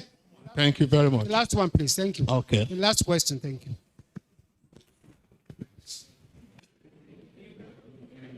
My name is Yusuf Ali. I work for the Nation newspaper. With all these achievements by this administration, they are very remarkable. What is the fate of all hostages, those abducted by bandits, those who are with various bandit enclaves? If the worst is over, when will these hostages return home? Thank you.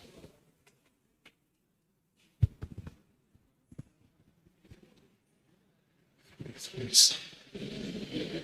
Honorable Minister, can we still take more? Oh, okay, thank you very much. No, thank you. That is it.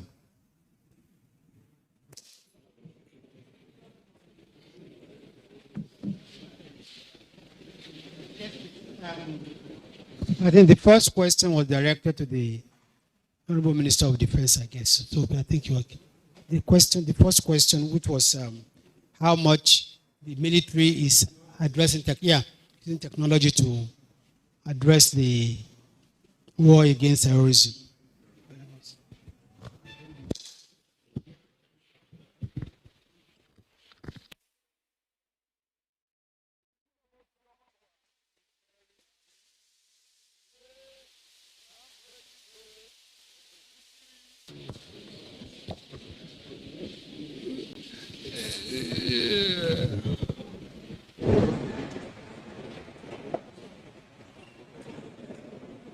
The question of the role of technology in our operations, I think the answer is very simple. Looking at the technological development in the world itself, you find that so many things are now done through technological innovations. And the Nigerian military is also involved in using technology in most of its operations. We have, for now, deployed so many gadgets in the field, which probably we would not like to disclose some of them here. But certainly we are much involved in applying technology to even lead us to where we are today. I'm sure without being brief, I think I will ask the CDS maybe to comment on a few of what we have achieved through technology. Can you chip in, please? Thank you, sir. For the benefit of this question, technology is not a one-off solution to the current challenges that we have. It's the processes and the approaches to addressing the issues is a combination of using both technology and technology-enabled platforms to be able to address the issues. So, in straightforward answer is to tell you that yes, we are employing technology and indeed increasing our application of technology as we acquire them, increasing their employment and addressing the issues. So, the very direct attacks or operations, both covert and overt, have been enabled by technology. So there is a cascade of technological applications as well as other platforms that have given us the result. So technology, of course, is an enabler for us, and we're grateful that we're increasing in capacity in redressing them. So all the successes, the gains that have been read out by the Honorable Minister of Defense is by virtue of some of the technology-enabled platforms that we've engaged to be able to achieve them. Thank you, sir.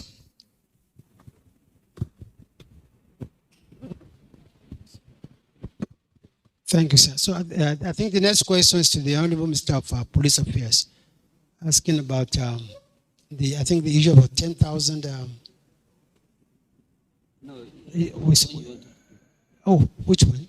The issue of cause of insecurity. Oh, sorry. The issue of the cause of insecurity. Right. I think we need a full session to address that. And you need sociologists, you need criminologists. I don't think this is the forum for that. So can we move to the other question? Thank you. Well, since the chairman has overruled us on this second question, that is the issue of cause of insecurity. I wanted to say one or two things on it, but he has asked me to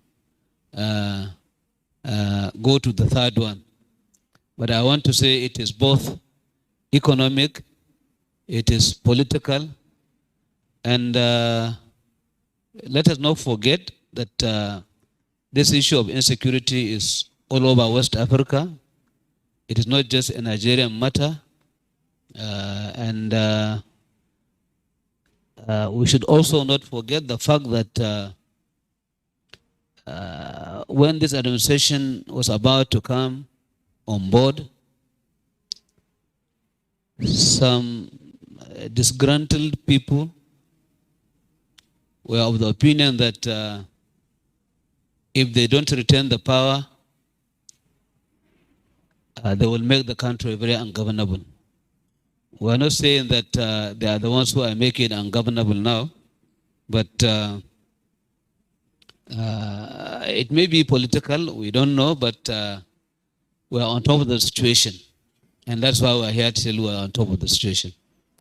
The issue of recruitment of police officers, the gentleman is asking to know where we are.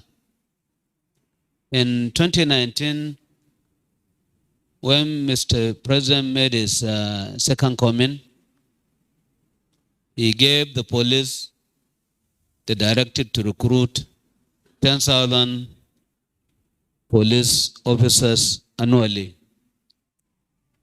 This we have been doing, and since that time, from that time to date, we have recruited over 30,000 police constables.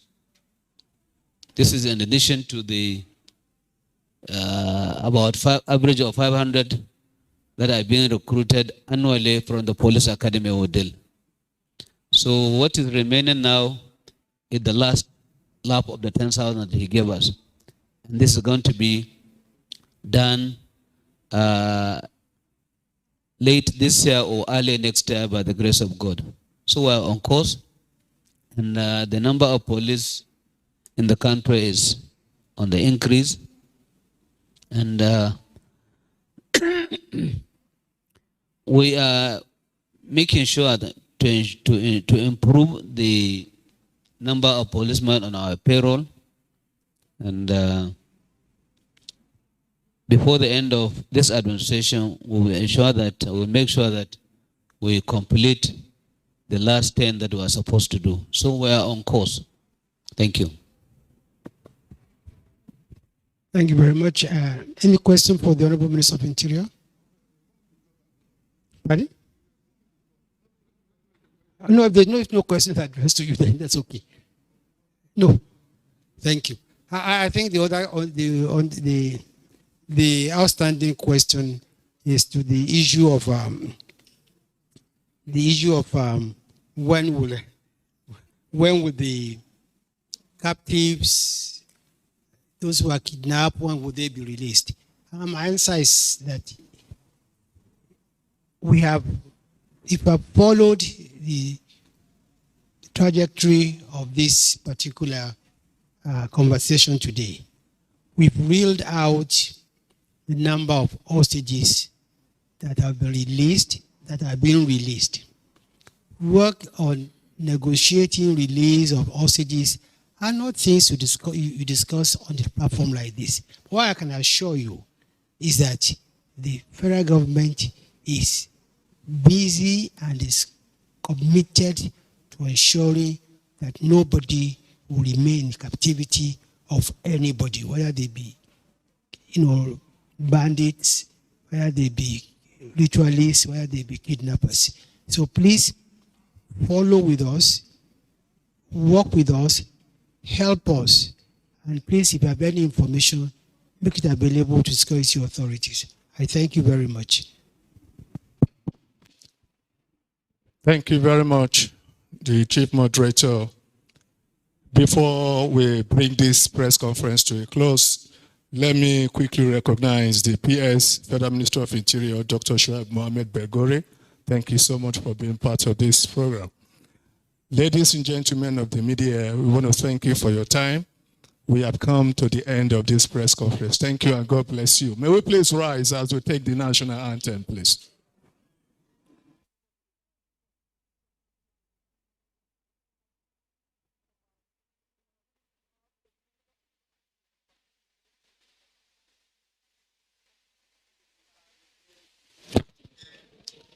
National anthem, please. The audio man.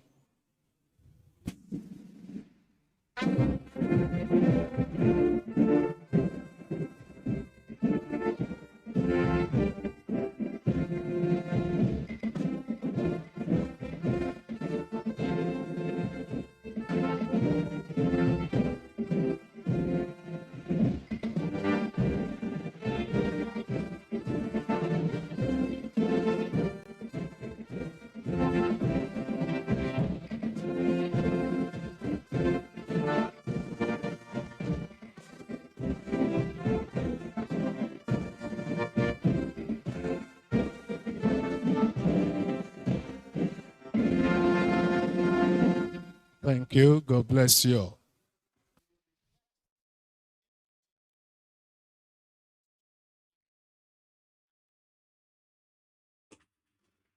This is the network service of the NTA.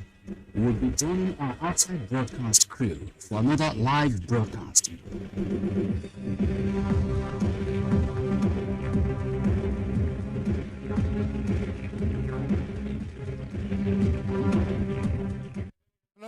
That is hello, T. Thank you very much, ladies and gentlemen. Raise the volume.